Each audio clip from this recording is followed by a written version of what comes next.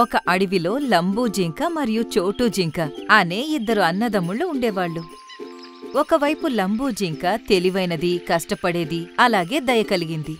అదే ఇంకోవైపు చోటు జింక తనకి వ్యతిరేకం. తను ఏ పని చేయకుండా తన స్నేహితులతో కలిసి అల్లరి చేస్తూ ఉండేది. ఒకరోజు టీను పిచ్చుక నేలమీద కూర్చుని ఏడుస్తుంది. అదే సమయంలో చోటు జింక తన స్నేహితులు చింకు ఏనుగు ఇంకా మోంటూ కోతితో కలిసి అటువైపుగా వెళుతుంది. అరే అరే చోటు జింక, కాస్త నాకు సహాయం చెయ్యు. ఇలా చూడు, ఇందులో నా గుడ్డు పడిపోయింది. కాస్త దీన్ని బయటకు తీసి నాకివ్వబా? టీను పిచ్చుక, నా మిగతా స్నేహితులు నా కోసం ఎదురు చూస్తున్నారు. నేను ఆడుకోవడానికి వెళ్ళాలి. ఇంకెవరినైనా సహాయం అడుగు. అలా అని తను ముందుకు వెళుతూ ఉండగా లంబూ జింక అక్కడికొచ్చి ఆగింది. చూటు, పాపం ఆ పిచ్చుకకి కాస్త సహాయం చేయడానికి నువ్వు సమయం కేటాయిస్తే ఏమవుతుంది? అన్నయ్య, నాకు ఇంకా నా ఫ్రెండ్స్కి ఒక రూల్ ఉంది. మేం పక్క వాళ్ళకి సహాయం చేయడం కోసం మా సమయం వృధా చేయము. ఒక్కోసారి ఎదుటివాడికి సహాయం చేయడానికి పోతే మన ప్రాణాలు ప్రమాదంలో పడతాయి. అలా చేయడం వల్ల ఏం లాభం ఉండదు. పదండి పదండి, ఆట మొదలు కాబోతుంది. ఆ మాట విని ఆ మూడు అక్కడి నుండి వెళ్ళిపోయాయి. చోటు ప్రవర్తన కోసం నేను నిన్ను క్షమాపణ కోరుతున్నాను. అలా అని లంబూ జింక టీను పిచ్చుక గుడ్డుని రంధ్రంలో నుండి బయటకు తీసింది. ధన్యవాదాలు లంబూ జింక. లంబూ జింక ఒక చోటుకు వెళ్లి కూర్చుని ఆలోచించడం మొదలుపెట్టింది.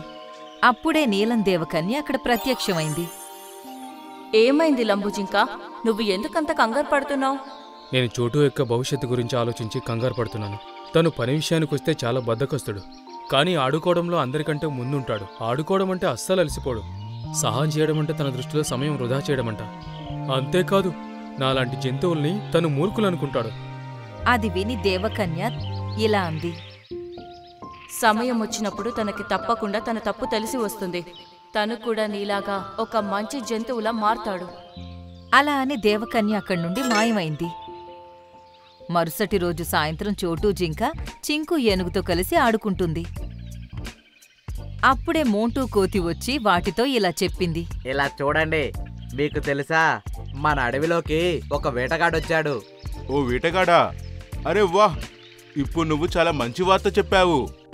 అవును, పదండి, మనం వెళ్ళి తనని బాగా ఇబ్బంది పెడదాం. ఆ మూడు బయలుదేరబోతుండగా లంబూ జింక గుహలో నుండి బయటకొచ్చి ఇలా అంది. చోటు, వేటగాడి దగ్గరికి వెళ్ళడం అంత మంచిది కాదు. ఒకవేళ తను మిమ్మల్ని వేటాడితే మీరు మీ ప్రాణాలు కోల్పోతారు. అన్నయ్య, మీరెందుకెప్పుడు చెడుగా మాట్లాడతారు? మేము ఎలాగోలా తను ఇబ్బంది పెట్టి ఈ అడవి నుండి పారిపోయేలా చేస్తాము.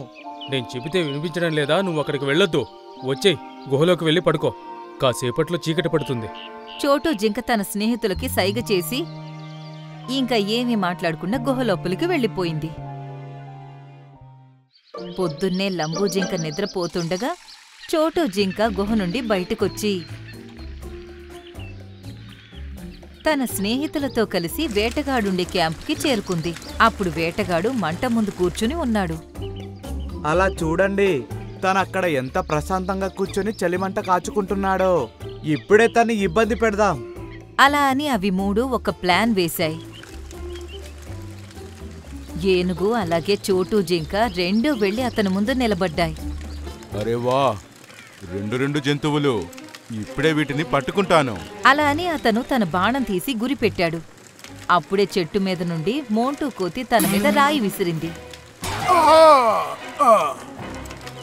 రాయి తగలడంతో తన తల నుండి రక్తం కారడం మొదలైంది. వేటగాడికి చాలా కోపం వచ్చింది. అతను బాణం గురిపెట్టాడు. మూడు వేరే వేరే దిక్కులకి పారిపోయాయి. వేటగాడికి కొంచెం దూరంలో నిప్పుకి అటువైపుగా చోటు జింక కనిపించింది. వేటగాడు చోటు జింక వైపు బాణం వదిలాడు. బాణం నిప్పు లోపల నుండి వెళ్లడంతో దానికి కూడా నిప్పు అంటుకుంది. చోటు జింక దాని నుండి తప్పించుకుని ఇంకోవైపుకు దూకింది. వచ్చాళ్లే పెద్ద, నన్ను వేటాడడానికి. మండుతున్న బాణం వెళ్లి చెట్టు కొమ్మలకి తగిలింది. కొమ్మలు ఎండిపోయుండడంతో వెంటనే నిప్పంటుకుంది. అరే, ఏంటి ఇలా జరిగింది? ఇక్కడైతే నిప్పంటుకుంది. నిప్పు అన్ని వైపులా వ్యాపించడం మొదలైంది. అయ్యో భగవంతుడా, ఇక్కడ నుండి నేను పారిపోవాలి. వేటగాడు వెంటనే తన సామాన్లు తీసుకుని అక్కడి నుండి పారిపోయాడు. నెమ్మదిగా నిప్పు ఎక్కువయింది.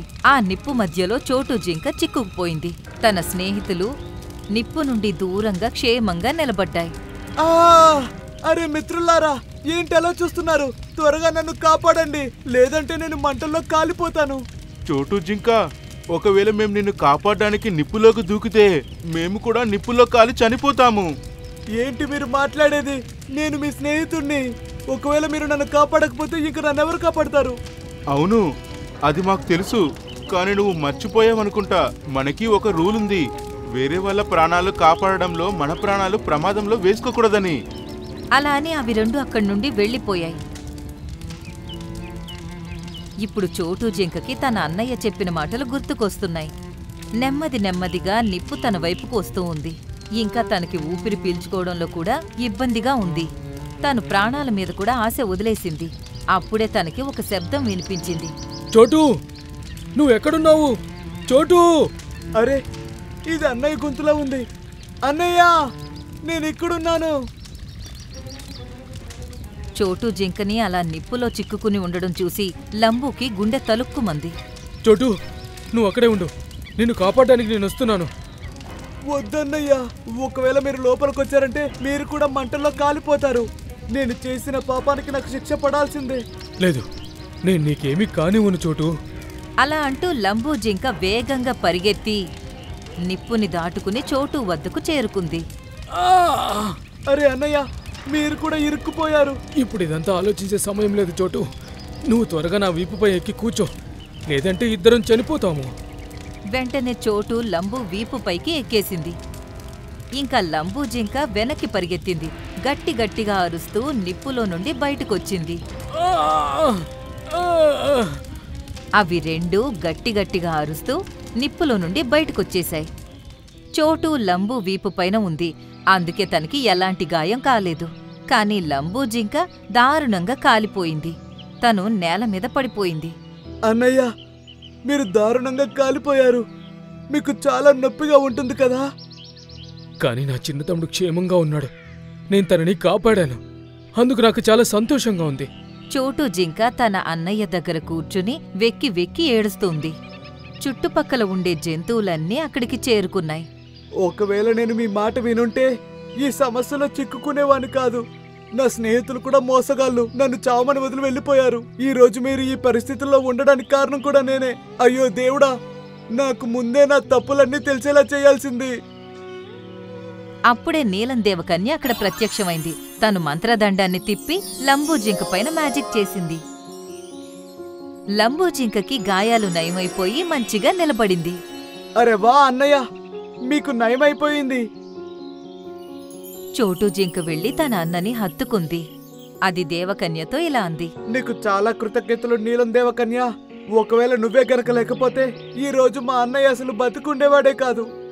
మీ అన్నయ్య ఎన్నోసార్లు ఈ అడవిలో ఉన్న జంతువులకి సహాయం చేసి చాలా మంచి పని చేశాడు. అలాగే నా పని కూడా సులభం చేశాడు. అలాంటిది నేను తనకి సహాయం చేయడానికి ఎందుకు రాను? అలా అని దేవకన్య లంబూ వైపు చూసి తనకి సైగ చేసింది. ఆ రోజు తర్వాత చోటు జింక పూర్తిగా మారిపోయింది. తను వాళ్ళన్న చెప్పే ప్రతి మాట వినేది, జంతువులన్నింటికీ సహాయం చేసేది, అలాగే మంచి జంతువులతో స్నేహం చేసేది.